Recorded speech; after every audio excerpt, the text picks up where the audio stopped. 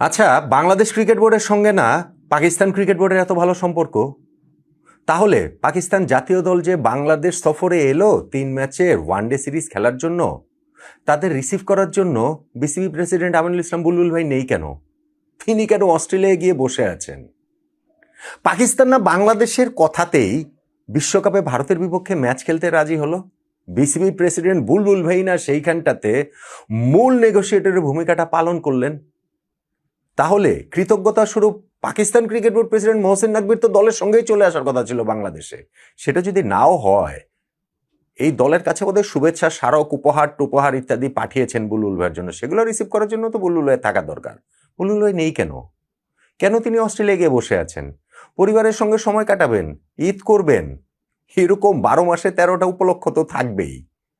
পুরোটা সময় জুড়ে কি তাহলে এই পাকিস্তান তার বন্ধু রাষ্ট্র এরকম যার কথাতেই বিশ্বকাপে ভারতের বিপক্ষে ম্যাচ খেলে ফেললো, বাংলাদেশে যে বোর্ড প্রেসিডেন্ট কথাতে তাকে রিসিভ করার জন্য বুলবুল ভাই বাংলাদেশে যদি না থাকেন, তাহলে জিনিসটা একটু কেমন কেমন লাগে না? একটু খটকা খটকা তো লাগে না? আমাদের যে ক্রিকেট টিম, মেহেদী হাসান মিরাজের ক্রিকেট টিম, তাদের মধ্যে কোনো খটকার জায়গা নেই। তাদের হিসাবটা খুব প্লেন অ্যান্ড সিম্পল।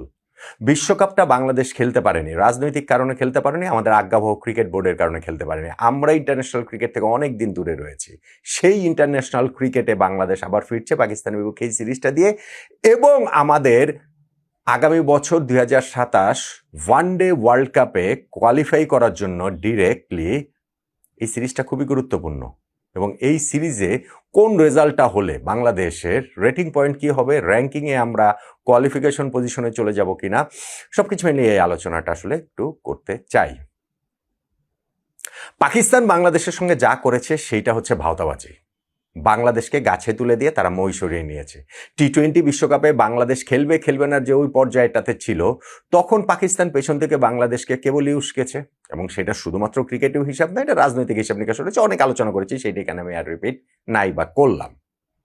কিন্তু ওই যে বাংলাদেশকে তারপরে আবার একটু ভাই ভাই দেখিয়ে, একটুখানি বাংলাদেশের প্রতি সহানুভূতি দেখিয়ে বোর্ড প্রেসিডেন্ট আমাদের আমিনুল ইসলাম বুলবুল ভাইকে পাকিস্তানে উড়িয়ে নিয়ে যাওয়া, লাহোরে সেই কাইট ডিপ্লোমেসি ঘুড়ি উৎসবে বুলবুল ভাইকে অংশগ্রহণ করানো, তারপরে বুলবুল ভাইয়ের কথাতেই যে পাকিস্তান ভারতের বিপক্ষে ম্যাচ খেলতে রাজি হয়েছে, পুরো যে নাটকটা সাজানো হয়েছিল না, পাকিস্তান তো আবার নিজেরাই সেই নাটকের সেই বেলুনটা ফুটো করে দিয়েছে। যখন ভারতের বিপক্ষে শ্রীলঙ্কায় ম্যাচ খেলার পর দিন শ্রীলঙ্কার দেশটার প্রেসিডেন্টের সঙ্গে দেখা করে পিসিবির চেয়ারম্যান মোহসিন নাকভি, যিনি পাকিস্তানের স্বরাষ্ট্রমন্ত্রীও বটে, তিনি আবার বললেন যে এই পুরো ঘটনার মূল নায়ক নাকি শ্রীলঙ্কার প্রেসিডেন্ট, তার অনুরোধেই নাকি, তার কথাতেই নাকি পাকিস্তান এই ভারতের বিপক্ষে ম্যাচটা খেলতে রাজি হয়েছে। বুলবুলের কথা সেখানটাতে নাই, কোথাও নাই। বাংলাদেশ ক্রিকেট বোর্ডের কথা সেখানে নাই, কোথাও নাই। ফলে এই পুরো জিনিসটাই যে আসলে ভাওতাবাজি ছিল, বাংলাদেশের পুরো ওয়ার্ল্ড কাপ যে আমরা খেলতে যাইনি, এই পুরো ক্যাম্পেইনটা, এই পুরো জিনিসটাই যে আসলে আমাদেরকে বোকা বানানো হয়েছে, এটা ক্রমশ বোধহয় সবার কাছে স্পষ্ট হয়ে যাচ্ছে। স্পষ্ট যেটা হচ্ছে না সেটা হলো যে 2027 ওয়ানডে বিশ্বকাপে বাংলাদেশ আমরা সরাসরি কোয়ালিফাই করতে পারছি কিনা, এবং সেই ক্ষেত্রে এই সিরিজটার ভূমিকাটা কতটা। পরের বিশ্বকাপটা হবে অক্টোবর নভেম্বর মাসে সাউথ আফ্রিকা, জিম্বাবুয়ে এবং নামিবিয়াতে। তার মধ্যে সাউথ আফ্রিকা ও জিম্বাবুয়ে হোস্ট হিসাবে অবশ্যই খেলবে। সেই সঙ্গে র্যাঙ্কিংয়ে এই দুইটা দলের বাইরে টপ 8-এ যারা থাকবে তারা সরাসরি কোয়ালিফাই করবে আগামী বছরের 31শে মার্চ পর্যন্ত যেই র্যাঙ্কিংটা হবে সেই র্যাঙ্কিংয়ের ভিত্তিতে। এখন সাউথ আফ্রিকার র্যাঙ্কিংয়ে, ওডিআই র্যাঙ্কিংয়ে এই মুহূর্তে 5 নম্বরে রয়েছে, তাদের ওই 8-এর বাইরে চলে যাওয়ার কোনো কারণই নাই। আবার ঠিক তেমনি জিম্বাবুয়ে 11 নম্বর রয়েছে, তাদেরও 8-এর মধ্যে ঢুকে পড়ার কোনো কারণ নাই। তার মানে বাংলাদেশ সহ বা অন্যান্য দেশগুলোর হিসাবটা হচ্ছে 2027 সালের 31শে মার্চের র্যাঙ্কিংয়ে টপ 9-এর মধ্যে থাকতে হবে যদি ওয়ার্ল্ড কাপে সরাসরি কোয়ালিফাই করতে হয়। তা না হলে আবার কোয়ালিফিকেশন অন্য ফেস্টেজের ভেতর দিয়ে যেতে হবে।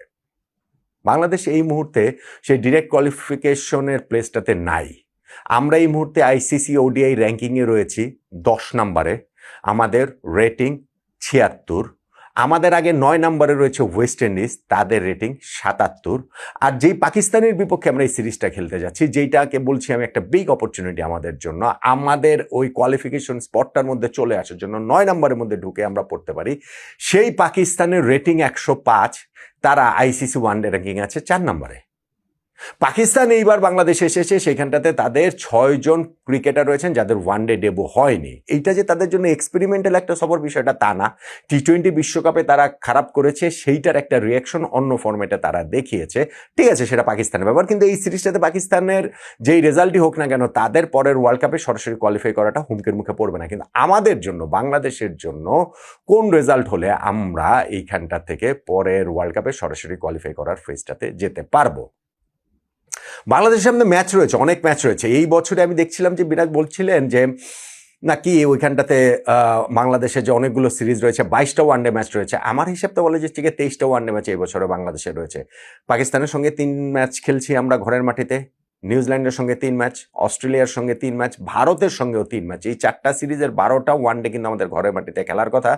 সঙ্গে আয়ারল্যান্ডে অ্যাওয়েতে গিয়ে আরও 3 ম্যাচ 15, জিম্বাবুয়েতে গিয়ে 5 ম্যাচ 20 এবং সাউথ আফ্রিকাতে গিয়ে আরও 3 ম্যাচ, 23টা ওয়ানডে এই বছর বাংলাদেশের রয়েছে। সেই 23টা ওয়ানডের মধ্যে এই প্রথম যে সিরিজটা পাকিস্তানের বিপক্ষে, সেইখানটাতে বাংলাদেশের কিন্তু 9-এর মধ্যে ঢুকে পড়ার, কোয়ালিফিকেশন মানে ওই স্পটটাতে ঢুকে পড়ার এভরি পসিবিলিটি রয়েছে। কিভাবে জানেন? ধরেন এই সিরিজটাতে আমরা যদি 3-0 ব্যবধানে জিতি, পাকিস্তানকে যদি 3টা ওয়ানডে ম্যাচে আমরা হারিয়ে দিই, সেটা যে একেবারে অসম্ভব আমি সেটা বলবো না। হ্যাঁ, আমাদের ওয়ানডে টিমের পারফরমেন্সটা আপ টু দ্য মার্ক না, আমাদের ক্রিকেটে কোনো কিছুরই performance up to the mark না। এই ধরেন মেহেদী হাসান মিরাজের যে ক্যাপ্টেন্সি, তিনি 13 ম্যাচের মধ্যে 3টা মাত্র জিতেছেন। ফুল টাইম ক্যাপ্টেন হওয়ার পর 3 সিরিজে তিনি নেতৃত্ব দিয়েছেন, তার মধ্যে শ্রীলঙ্কাতে আমরা 2-1 হেরেছি, অ্যাওয়েতে আফগানিস্তানের সঙ্গে 3-0 হেরেছি, ওয়েস্ট ইন্ডিজের সঙ্গে লাস্ট সিরিজটা আমরা 2-1 ব্যবধানে জিতেছি। কিন্তু এখন যদি আমরা মিরাজের এই দল 3-0 ব্যবধানে পাকিস্তানকে যদি আমরা হারাতে পারি, তাহলে কিন্তু আমাদের রেটিং 76 থেকে বেড়ে 81 হয়ে যাবে।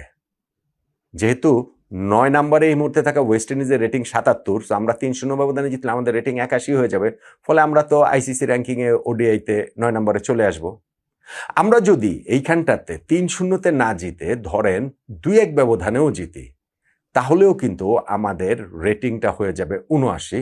অর্থাৎ সেই ক্ষেত্রেও আমরা পাকিস্তানের সাথে 2-1 ব্যবধানে সিরিজ জিতলেও ওয়েস্ট ইন্ডিজকে পেছনে ফেলে আইসিসি র্যাঙ্কিং আমরা 9 নম্বরে চলে যাব। অর্থাৎ আমাদের সিরিজ জিততে হবে। 2-1 জিতলেও আমরা যেতে পারবো র্যাঙ্কিংয়ে 9 নম্বরে, 3-0 জিতলে তো আরও ভালোভাবে থাকতে পারবো।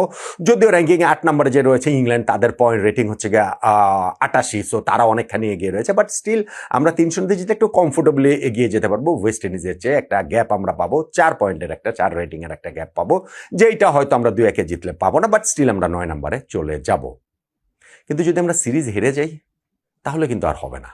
আমরা যদি একটা ম্যাচে অন্তত পক্ষে পাকিস্তানের সঙ্গে জিতে, ধরেন 1-2 ব্যবধানে আমরা সিরিজ জিতলাম, তাহলে আমাদের রেটিং 76 থেকে 77 হবে, ওয়েস্ট ইন্ডিজের সঙ্গে সমান হবে। কিন্তু সেইখানেও ওই যে পয়েন্টের ভগ্নাংশে পিছিয়ে থাকার কারণে আমরা কিন্তু র্যাঙ্কিংয়ের 10 নম্বরেই থেকে যাব। আর যদি আমরা 3-0 হেরে যাই, তাহলে তো আর কথাই নেই, আমরা এইখানটাতে 10 নম্বরে তো থাকবো বটেই, আমাদের রেটিং আরও 2 পয়েন্ট কমে আমাদের রেটিং হয়ে যাবে 74।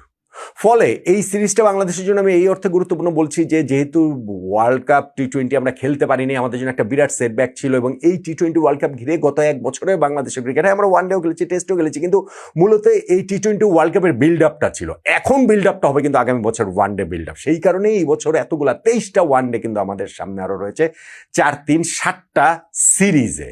এবং সেইখানটাতে প্রথম যে সিরিজটা পাকিস্তানের বিপক্ষে, সেইখানটাতে যদি আমরা জিততে পারি, যদি 3-0 ব্যবধানে জিততে পারি, তাহলে তো কথাই নেই। অন্তত যদি 2-1 ব্যবধানেও জিততে পারি, তাহলেও আইসিসি র্যাঙ্কিংয়ে বাংলাদেশ ওয়ানডেতে 9 নম্বরে উঠে আসবে, ওয়েস্ট ইন্ডিজকে পেছনে ফেলে। র্যাঙ্কিং প্রেডিক্টর সেটাই আসলে বলছে। এই ন্যূনতম কাজটুকু কি, এই অন্তত সিরিজ জয়, 3-0 না হলো অন্তত 2-1 ব্যবধানে সিরিজ জয়ের কাজটা কি মেহেদী হাসান মিরাজের এই দল করতে পারবে না ঘরের মাটিতে? আমি কিন্তু ভাই ভীষণ আশাবাদী, আপনি যাই বলেন না কেন।